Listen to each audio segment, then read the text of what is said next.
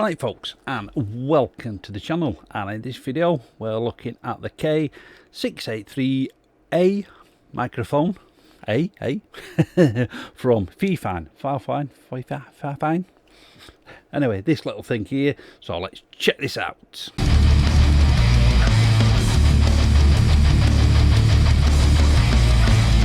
So yeah, the guys at Fifine got in touch with me again, asked me if I wanted to check this microphone out. So apparently it's only just become available in the UK, and I said yes please. Oh, let's see how good it picks that up.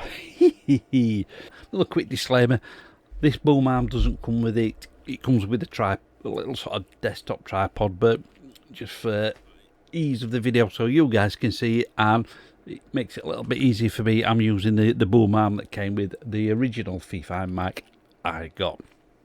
So let's have a look at the box and what you get in the box. So this is the box, and that was the box. So let's dive down, have a look at it, and see what else you get in the box. So this is the Fifine K683. So let's have a look at this bad boy and get it out of the box.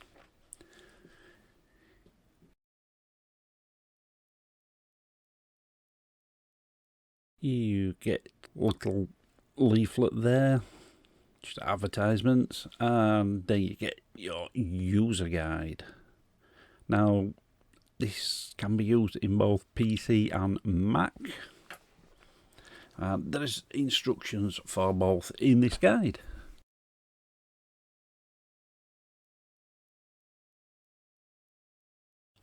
Before we get the microphone out, let's have a look at the rest of the stuff you get in the little box.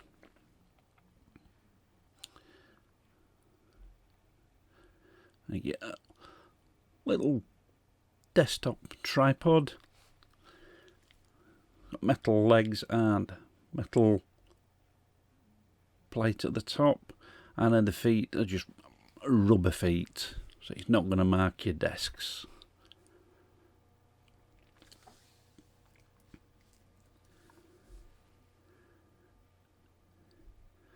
And you get your USB cable. So with this one, it's got two USBs, just sort of normal USB and a USB Type-C, and they also get a pop filter, which is always good. It's a pretty decent little pop filter as well, this.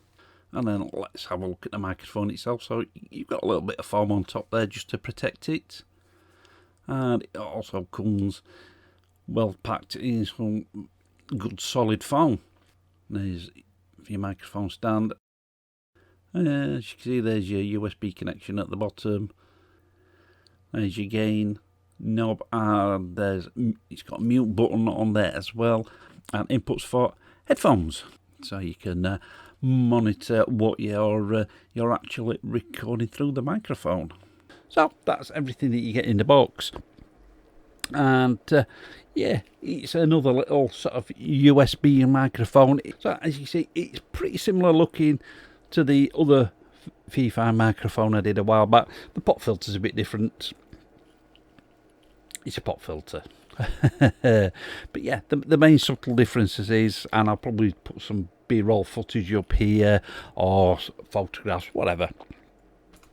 Yeah, both have got a gain knob on there, but this one does have a mute.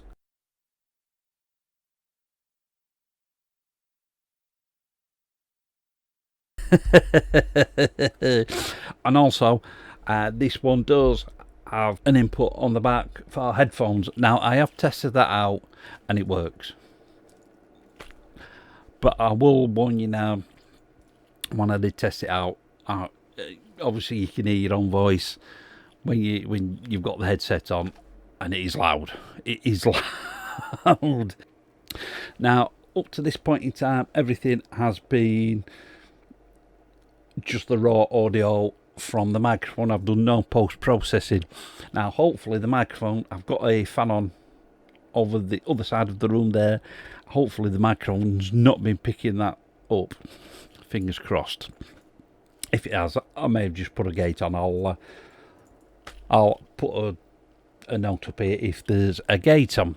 So I'm just going to do some quick tests, and then the last part of the video I will sort of put some post-processing on. So we'll do 1 or 2 tests on the microphone. So the first test we're going to do is the directional test on the microphone. So as you see at the minute, I've got it in my hand. If you're just moving the microphone about, it does seem to pick a lot of noise up. So I've got it about 3-4 inches away from the mouth, maybe just to the side. So this is straight on. I've still got the fan on, so while I'm doing this you may pick up some fan noise. So this is straight on, and this is to the side. This is round the back. This is round the other side. Good. And back round to the front. Right, so I've got it back on the boom stand, roughly where it was before. So next test, we'll just sort of tap the boom arm, see what noises that picks up, the table and the keyboard. Yeah, looking at the wave file in Audacity, that seems to be picking up quite a bit of noise when you're tapping on the boom arm on the table.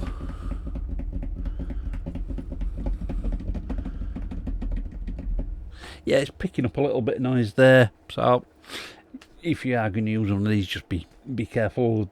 Same with the microphone, really. Just do not knock into the boom arm. So we'll do the keyboard test next. Tapping on the keys. Same again. I think it possibly is perhaps just picking a little bit of that up, but I'll have to listen back in post to that to see what that is picking up and do that in my final thoughts. So proximity test. I'm going to leave the gain on the microphone the same all the way through this. I'm not going to turn it up, turn it down or anything. So at the moment, like I say, I'm about 3 or 4 inches away, roughly.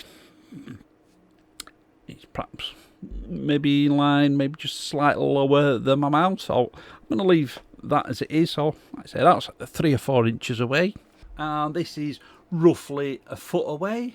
Can you still see me? Hello. This is roughly a 1.5 feet, maybe 2 feet away. So yeah, the room's not quite big enough.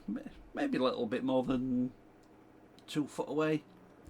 So like I said, everything up to this point has just been the raw audio from the microphone. There's been no post-processing. Maybe a little bit for the fan, but if there is, like I say, I will have put that up. But now we'll switch over and put some processing on the audio. So now we've got the post-processing on. I'll have a listen back, and from this point on in till the end of the video, all the audio will have some processing on. And I'll probably show what processing I've got on there as well. So we'll see you in a moment.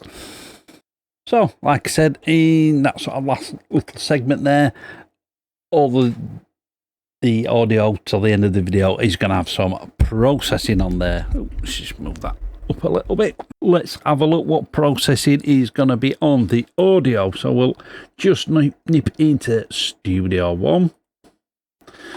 So the first thing I've got on is a compressor, just to tame the peaks down a little bit.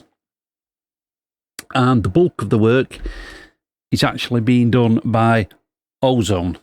So Ozone, I'm using, oops, just put that back there. In Ozone, I'm using one of the presets called Vocal Detail. But I have just changed things around a little bit, obviously just to go for my voice. For somebody else's voice, these settings will be different. Now, originally it didn't come with a high-pass filter. I put a high-pass filter on, just notched a couple of little frequencies out there, and I've just added a little bit around about 200 hertz just to bring a bit of the bring a bit of the body back to the voice, and a bit of a high shelf there at what's that high shelf in at 16K. Could have perhaps brought that down a bit lower just to bring some clarity as well to the audio. And then after that, we've got the what they call the imager, so it just sort of widens things out a little bit. And then after that, it's the exciter. I'm not really sure what that does. It's something I very rarely use. And then after that, we've got what they've called dynamics. Now, this is a multi-band compressor, just to tame some of the peaks down in separate bands. It sort of acts like a C4 compressor, if you will. If you've seen the C4 compressor from Waves Audio, it's that sort of thing. And then the last thing I've got in there is the maximize. It's sort of it's like a limiter, if you will. So we've got a ceiling in at -1 dB, and then we've just brought the threshold down a bit just to bring the volume up a little bit. And then after that, I have got a gating. The gates and the main compressors I'm using are the stock ones in Studio One. They work. They sound all right. I know how they work, so I just use them. And then after that, yes, I have got another compressor. Now, usually when I'm mixing vocals, I will have a couple of different compressors in just to act differently. But this is not actually doing any compression because I've got that multi-band compressor working in Ozone. I did try it with a second compressor, and it wasn't really doing anything. But what this one is, it's actually this is a default preset called well, as you can see, it's a de-esser. It's acting as a de-esser basically. So that is the vocal chain that I've got on this particular microphone. So that was the Fifine K683. What do I think about this microphone? I like it. I think it's pretty solidly built. I mean, I have had a quick listen back to the audio, obviously, as you've heard, as you've seen with what sort of processing I've put on. I think it sounds not too bad on its own, but yeah, as with any microphone, you need some processing on there just to sort of tame certain frequencies down, just to take some of the boxiness out of the voice, etc., etc. But yeah, for the microphone by itself, with sort of few accessories that you get with it, I think it's pretty good. I think this pop filter's pretty good. It's not a cheap, nasty pop filter. I mean, I've got some cheap ones that look pretty similar to this, and this looks a hell of a lot better one than those. Now, compared to the other microphone that I've got from Fifine, yeah, you can see where the sort of where they've compromised, where they've had to make compromises for the price difference. Yeah, you don't get a shock mount for the microphone, and you don't get a boom arm. You just get a basic tripod stand. But yeah, who do I think this would be useful for? Anybody that's doing sort of live streams, anybody that's just getting into YouTube and just needs a cheap USB mic, this would work out for them. Anybody that's still working at home, and yeah, I'm still working from home every now and again, not all the time. Sometimes I'm still in the office. I'm back, or should I say back in the office. Sometimes I work from home depending on what shifts I'm working, because as a lot of you know out there, I do work different shifts. But yeah, anybody that's still working from home, and I don't think people are going to be going back into the office full time for a long time yet. If you're on Zoom calls or conference calls, not necessarily Zoom, Teams, any of those sort of conference calls, yeah, I think this would be good. If you don't want to wear one of those sort of cheap headsets, something like this would be absolutely perfect for that sort of situation. But yeah, let me know what you guys think down there in the comments. You know what I mean? Get yourselves on that tippy tappy. But yeah, that's all for this video, and we'll catch you on the next one. Right, folks, I hope you enjoyed that video. You can follow me on social media, and you can get my music online. And if you want to support the channel, there's Buy Me a Coffee and PayPal links. They're all down in the description. Click up here to subscribe and click the link down there for videos that you may not have seen. Keep it loud and keep it heavy.